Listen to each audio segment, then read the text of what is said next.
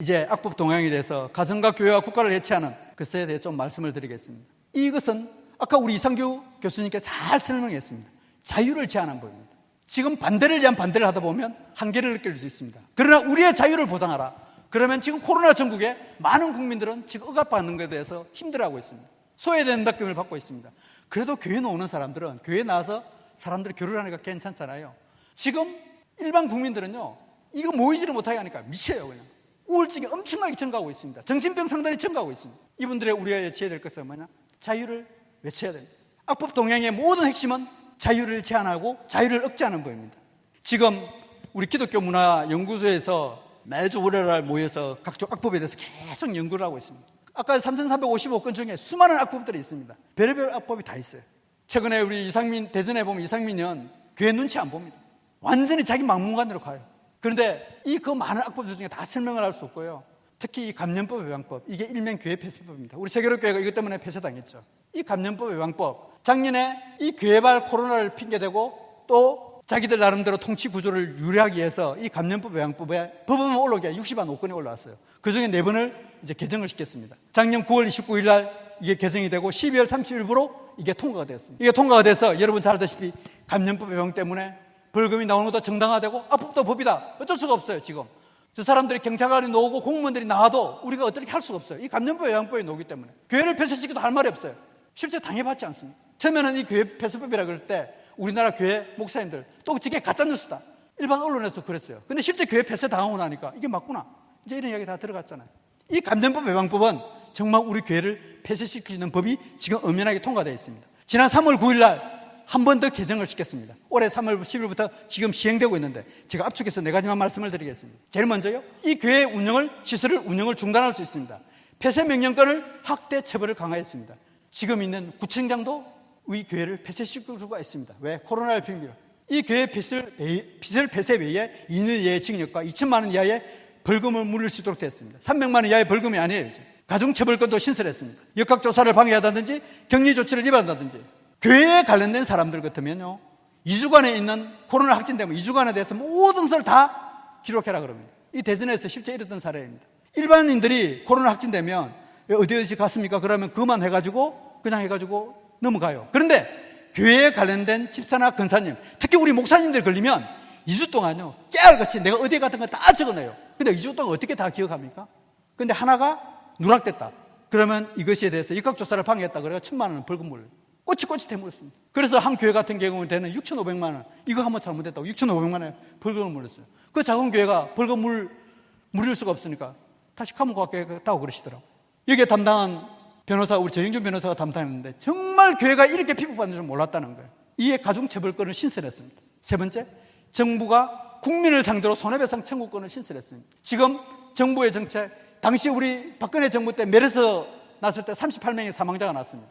당시에 어떤 서울시장 같은 경우는 비상사태를 선포하고 난리버거지를 쳤습니다. 지금 우리 사망자가 2,000명, 3,000명 가까이 넘어가고 그래 되는데도 가만히 있어요. 국민을 상대로 국민을 잘못했다고 손해배상 청구권을 하고 있습니다. 이게 지금 정부가 국민의 자유를 억압하고 있습니다.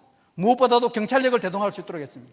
여러분, 경찰을 동원하는 것은 그게 잠재적 범죄 집단이에요. 경찰이 여기 들기로 온다는 것은 공무원들이 아니라 경찰이 들어오는 것은 이게 범죄 집단이 있다는 거예요. 왜? 공권력이기 때문에, 무기를 소지하기 때문에. 그런데 여기에 경찰권이 들어온다고요? 말이 안 되는 논리가 지금 벌어지고 있습니다. 여러분, 평등비 차별금지에 관련된 법안, 정말 이것이 곧 국회를 통과하려고 하고 있는데, 물론 이게 통과되면 하나님의 놀라운 역사가 교회가 연합되면 분명히 막아질 줄은 압니다만 여기에 대해서 또 얼마나 많은 사람들이 또 힘들게 또 우리가 싸워야 되겠습니까? 여러분, 평등법을 막아할 이유 분명합니다. 다른 많은 제가 포괄적 차별금지법에 대해서 차바 강의도 하고 그랬지만은 제일 중요한 것은 우리의 자유를 지키기 위해서입니다. 내가 하고 있는 표현의 자유, 학문의 자유, 종교의 자유, 양심의 자유, 이걸 지키지 못하게 하는 것입니다. 하나님의 형상으로 받은 지연, 우리의 자유를 지키기 위해서입니다. 여러분, 하나님은 스스로 존재하는 분으로 칭하고 있습니다. 나는 스스로 존재하는 분이다. 우리는 하나님의 형상을 지연받았습니다. 하나님의 형상을 지연받은 우리에게 하나님이 주신 가장 큰 특권은 뭐냐? 자유입니다. 자유. 여러분, 갈라디아 5장 1절에 잘 나왔지 않습니까? 다시는 죄의 멍에를 치지 마라. 다시는 죄의 멍에를 치지 마라. 그래서 예수 그리스도께서 이 땅에 오셨습니다. 이 자유를 지키기 위해서 우리는 지금 싸워야 할 때입니다. 그리고 두 번째는 가정과 우리의 자녀들을 지키기 위해서입니다. 포괄적 차별금지법은 우리의 자녀를 파괴하고 윤리를 파괴하고 학교를 파괴합니다.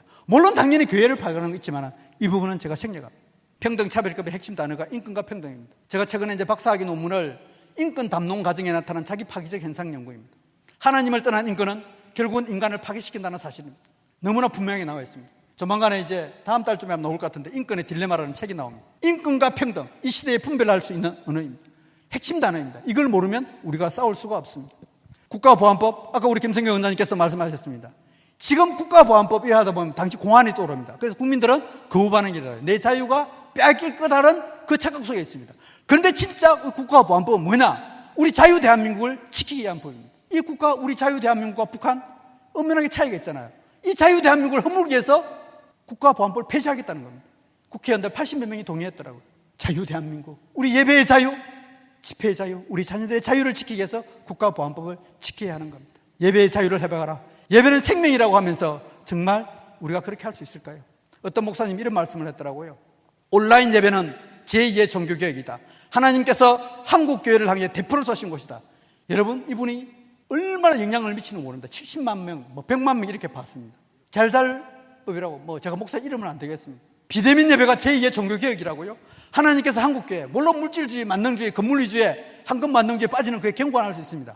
그런데 비대면 예배가 경개혁을 한 이것은 저는 아니라고 분명히 봅니다. 그리심산이냐 예루살렘 산이냐 예수님께서 말씀하신 영과 진리로 그 예배하는 그게 핵심이지, 비대면 예배, 대면 예배, 비대면 예배가 진정하다고 생각하는 건 저는 아니라고 봅니다. 또 이분은 한 분 정말 유명한 교수님입니다. 우리나라 한국의 대형교회 정말 그 목사님의 가치 있는 교회입니다. 이분이 이런 이야기를 했더라고요. 예배 횟수를 나누어서 교회 절반 이상이 현장 예배에 참여했다. 이걸 자랑스럽게 이야기하더라고요. 일부 때 왜 지금 예배 제한하고 있잖아요. 그러니까 분산시켜서 오게 한다는 거예요. 이거는 교인들을 속이는 겁니다. 정부의 통제에 순응하겠다는 겁니다. 왜 정부의 명령에 따라가는 겁니까? 정확하게 우리는 이건 당장 거주 이동의 자유를 제한하는 거잖아요. 당신 일부 예배 오시오. 나는 이때 가서 예배 드리고 싶은데 당신 오지 마시오. 이동의 자유를 제한하는 거거든요. 정부의 정책에 반응하고 순응하는 거. 이건 아닌 거죠. 국민들을 속이고 교인들을 속이고 정부를 속이는 이런 것을 예배를 통해서 나타나는 사실은 저는 아니라고 봅니다.